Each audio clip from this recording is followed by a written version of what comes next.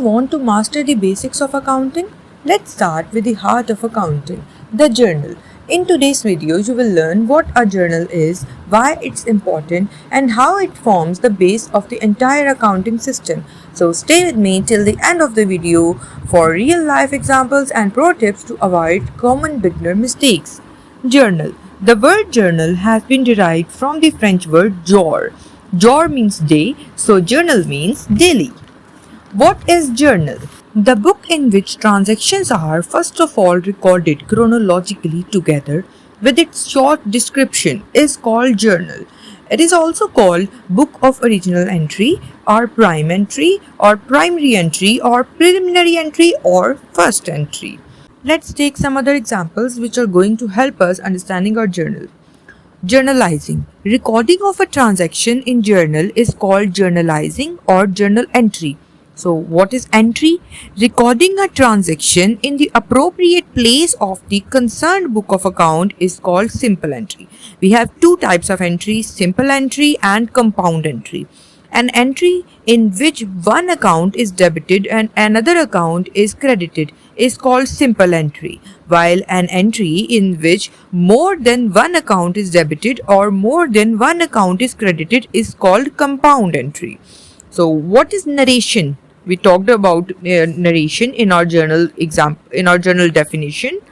So what is narration? A short explanation of each transaction which is written under each entry is called narration.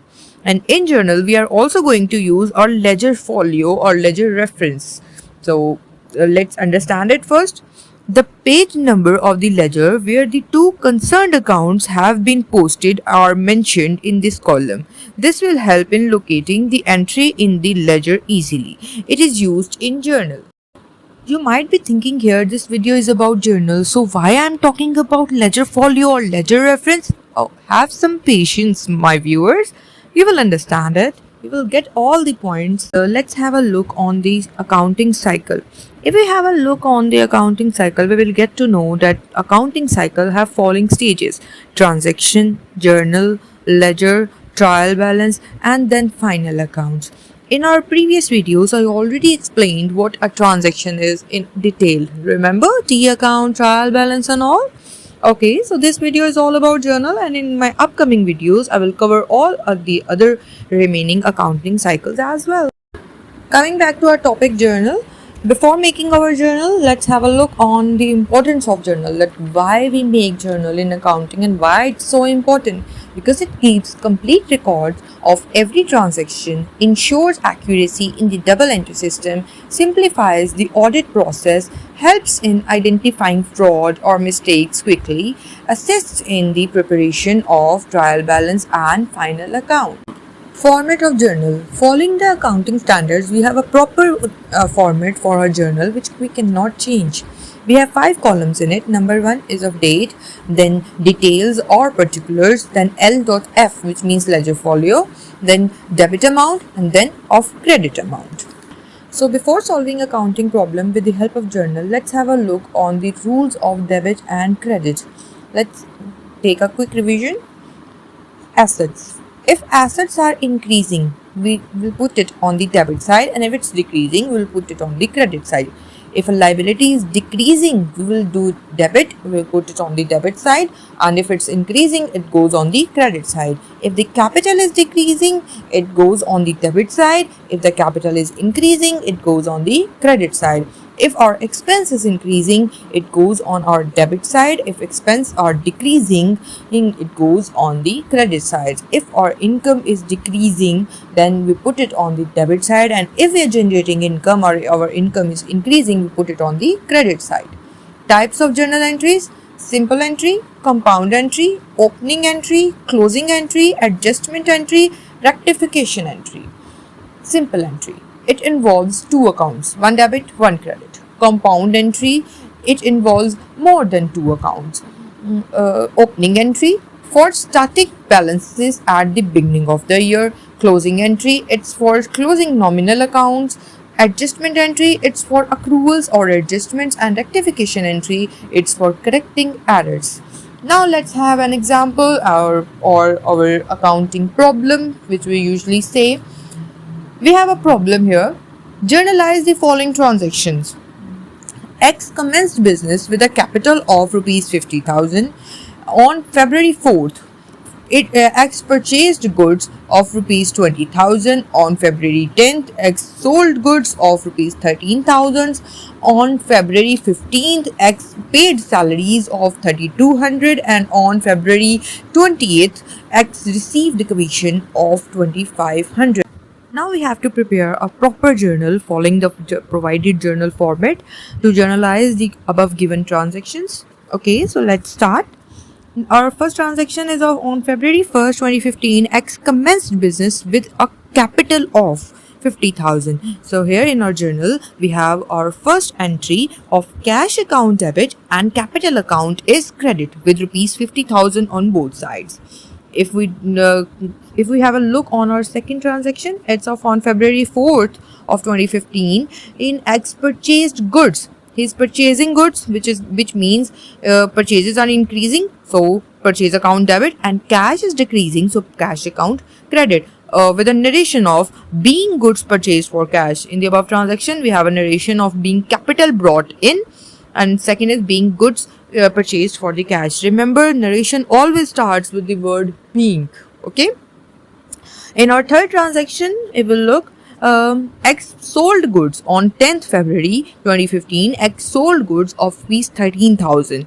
So here he's selling his goods, which means cash is increasing and sales are happening, or goods are decreasing, whatever. So cash account is debit with rupees 13,000 and the sales account is credit with rupees 13,000.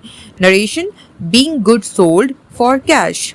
On our fourth, if we have a look on our fourth transaction, on February 1st 2015, in X paid salaries. He's paying salaries, which means cash is decreasing, so cash account on the credit side and salaries account on the debit side. It's our expense, and expenses happening, expenses increasing, so we put it on the debit side with rupees of 3,200. In our fifth transaction, X received a commission of rupees 2,500 on 28th February.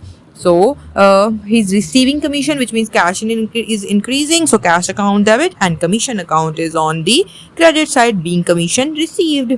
Pro tip: always double check if your total debits equal total credit. That's your first defense against accounting errors. In the problem which we just solved, we didn't check our debit credit equal balance, but if we do, we have an equal balance of both sides, and which is of rupees 88,700, which means we have a correct journal. If the balance is not coming out in equal, then there must be an error. You have to double check. So let's take some other examples. Bought goods worth rupees 5,000 on credit. Credit is a thing which we didn't talk in this video earlier.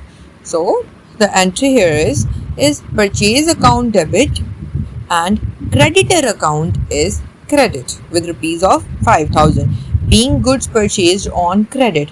And here, because purchases are being made, so purchases are increasing, we put it on the debit side, and because the creditors are increasing, so we put it on the credit side, because creditors are our liability. Next example of compound entry. Rent and electricity bill paid. Here two expenses are increasing, rent and electricity. And as on credit is not mentioned, then we suppose and then it's clear that it's being paid on cash. So rent and electricity, two expenses are increasing, we put both of them on the debit side. Rent account debit, electricity account debit with their relevant amounts. Rent account with of rupees 2,000 and suppose electricity account with of rupees 1,000. And on the credit side, we put cash account because both are being paid on cash. So cash is decreasing. So cash on the cash account on the credit side with rupees of 3,000.